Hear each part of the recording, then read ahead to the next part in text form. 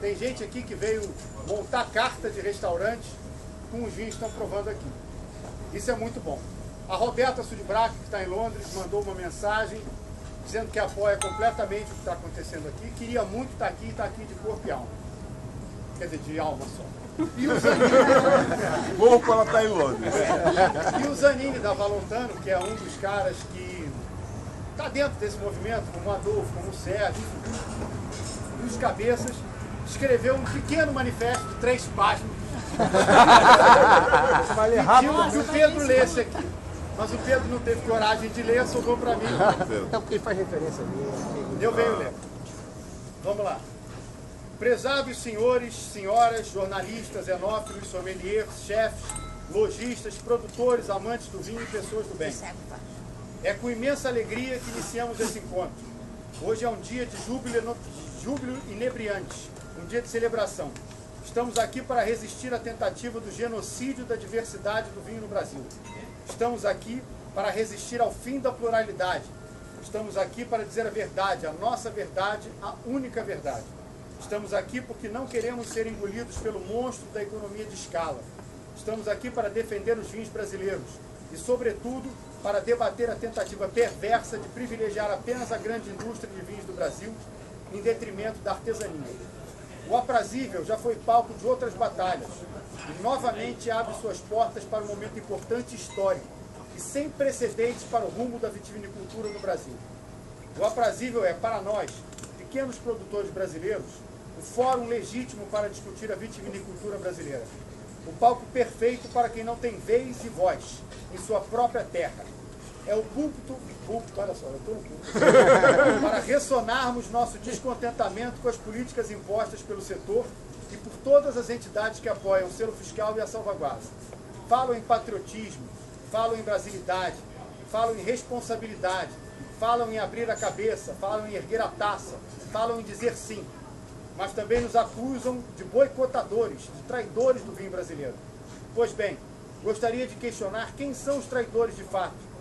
Será que nos venderíamos por 30 moedas? Será que teríamos todo esse poder que agora nos imputam? E se não, vejamos, quem boicotou as mais de 400 vinícolas que foram contra o selo fiscal? Quem boicotou os cidadãos que firmaram de próprio punho, através de abaixo-assinado, com mais de 10 mil assinaturas, essa contrariedade? Quem boicotou o pequeno produtor ao pedir que derrubassem a normativa que isentava o selo fiscal para as vinícolas que produzissem até 20 mil litros de vinho? Quem está boicotando a discussão sobre o sistema tributário? O simples para as pequenas vinícolas.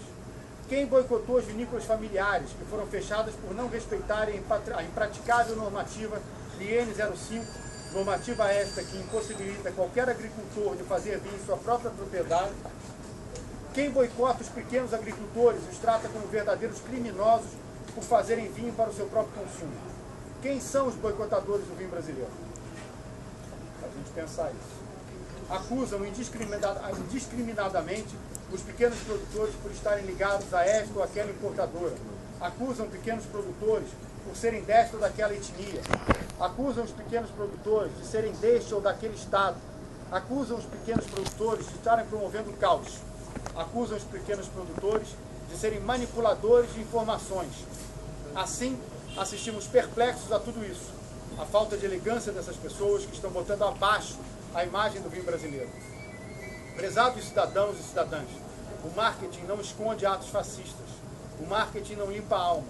O marketing não forja caráter. O marketing não faz vinho. Mas querem reverter através dele a insanidade que foi o pedido da salvaguarda. Ora, vejamos sobre a luz da razão essa abominação. Quem pediu a salvaguarda para os vinhos brasileiros? Segundo o renomado enólogo e produtor de vinho brasileiro, foram as entidades representativas do setor que pediram a salvaguarda. Mais ninguém. E quem são essas entidades? De que elas são formadas? De que matéria? De que seres inanimados? De biomas desconhecidos? De lontras, leões marinhos, salames, porcos, raposas? Quem são seus dirigentes? Será que essas entidades abririam suas atas publicamente para termos acesso a essas votações? Está explicado por que a Salton saiu. Eu até me perdi. Tanto do selo fiscal quanto da salvaguarda, ou elas não existem? De onde surgiram essas ideias? De que caixa de Pandora? Onde essas ideias foram debatidas? Quando, como e com quem? Essas atas não apareceram e nem vão aparecer, porque apenas poucas vinícolas decidem por centenas de produtores.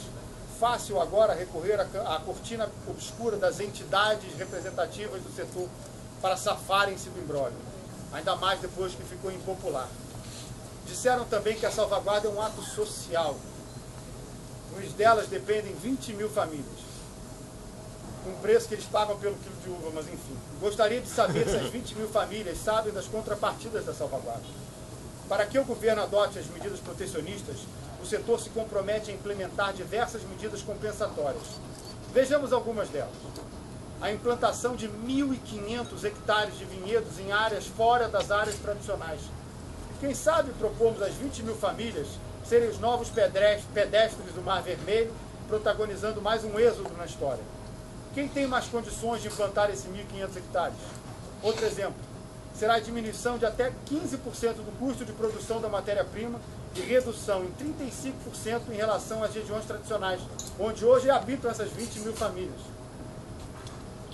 Além disso, teremos que aumentar 37% a produtividade dos nossos vinhedos, ou seja, teremos que piorar a qualidade da nossa uva. Isso é insano. E pasme, a salvaguarda incentiva fusões de empresa para ganhos de escala e pretende investir no 3º ou 8º ano 40 milhões de reais em promoção coletiva. Quem pagará essa conta? Para quem está sendo direcionada essa coletividade? É revoltante saber que nos últimos anos as grandes corporações conseguiram tudo de bravinho e esse mesmo instituto não apresentou um único plano para melhorar a competitividade das vinícolas familiares. Ao contrário, nos presenteou com burocrático e ineficaz selo fiscal.